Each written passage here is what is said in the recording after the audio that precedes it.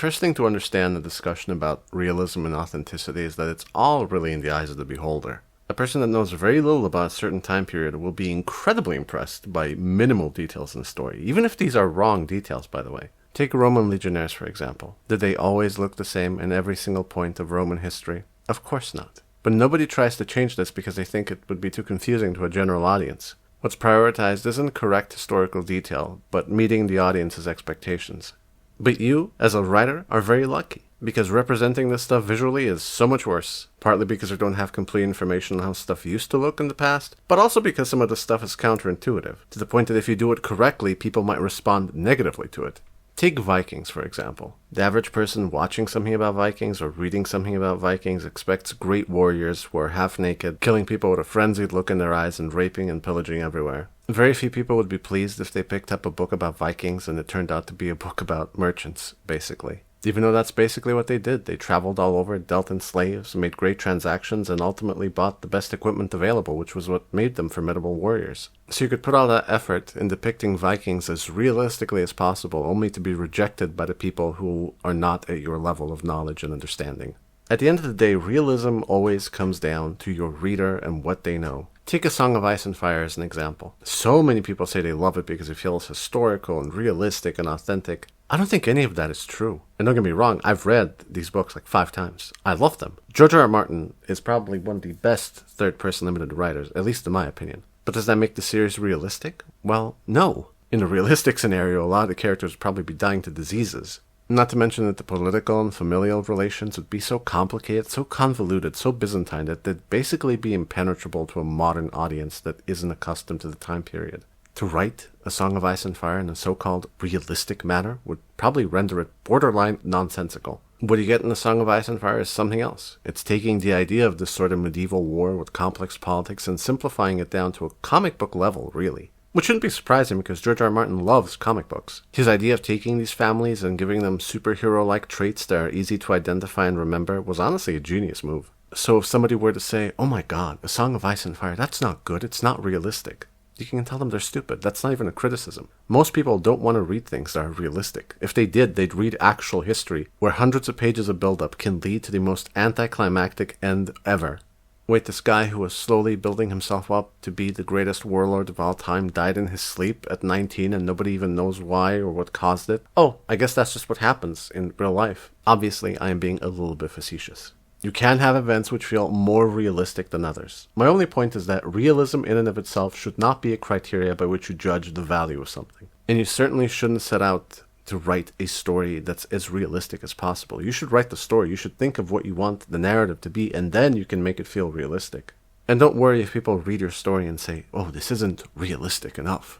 Keep in mind that these same people would read about a completely unlikely event and say that it's realistic because it feels that way to them, and then call something that actually happened unrealistic because they're not aware that it's factually correct. Which isn't to say that your story can't lack believability. It might be unbelievable. You might have to improve it, but that has nothing to do with realism. Believability remains very much within the domain of fictional storytelling. Arguably more important is authenticity. My personal definition for authenticity is that things and people behave in a way that feels natural. Which, unfortunately, is almost nothing to go by unless you have a really good idea of who your work is targeted towards. Because their expectations are going to be everything. Imagine you're writing a story that takes place in Palestine during the time of Christ. Are you just going to have the characters speak in Hebrew and Latin because that's what the average reader would expect? Or are you going for historical accuracy, in which case a lot of people would be speaking Greek, but you do this with the knowledge that you might alienate a lot of your readers which are not aware that Greek was spoken at that time and might think that you have no idea what you're talking about. And this is why you need to know who your story is targeted to. Because if you're writing for the niche of historically literate people which know that Greek was spoken in Palestine, then yeah, perfect. But if you're writing this for the average reader, or should I say any reader, then yeah, you might be disappointed. Because your historically accurate details might actually take them more out of the story than their absence because they're simply not accustomed to them.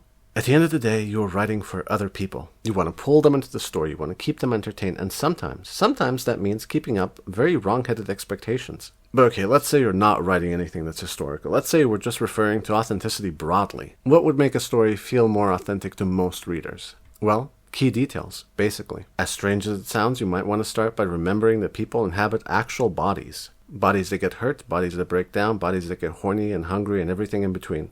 Obviously, this doesn't mean that you need to describe people going to the bathroom constantly if you're writing a story that's a long journey from one place to another. But it does mean, if three characters are having a conversation and you really want one of them to exit, having them say, "I need to pee," is not the worst reason at all. People do need to pee. Granted, characters don't, but it might render them more human and palatable to your reader if they do. But again, not everybody will like this, and it wouldn't fit every single sort of story. If your story is some gritty detective novel or low fantasy, yeah, hell yeah, that's great. But if you're writing an adventure book or a romance, probably not ideal. Another angle to focus on is actual language and speech. Always try to think, where does this character come from and what do they sound like? What are some of the words or phrases specific to people from these parts? Even though they both speak English, a middle-aged Jewish guy from New York and an old lady from Northern Ireland are going to have a very, very different vocabulary. You want to try to embrace that without overdoing it. Dropping a few words here and there is really all that's needed. Or, alternatively, if you're writing fantasy and you have a made-up culture and made-up language, always try to think of specific terms they might have for things which can't be easily translated into English. And if you need inspiration for that, just look at actual existing languages. Think of schadenfreude.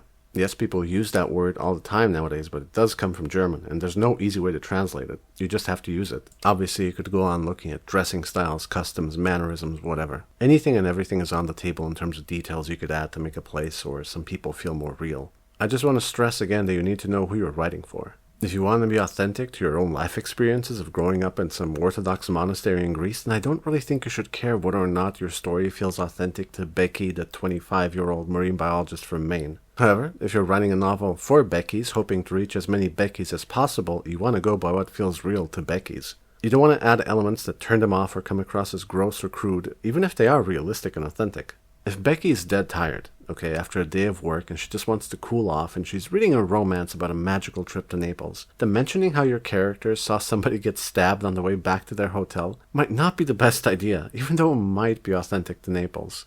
But really, I think both realism and authenticity are overrated terms. 99% of people just use them as an excuse to be able to say something else. I don't like how the narrative evolved and I wish it would have gone a different way translates to, "It wasn't realistic enough." And "I didn't feel drawn to these characters in this setting" translates to, "This didn't feel authentic to me." Any retelling of an event that you did not experience firsthand is going to be an artificial recreation. There's no way around this. The best and most responsible thing you could do is go through written accounts left behind by people who have gone through what you're trying to talk about. And even then, what they say might be so bizarrely out of sync with the general expectation that you might not want to use it at all. You have to remember that it's being filtered through their own perspective. I'm going to return to history again, but think of Rome.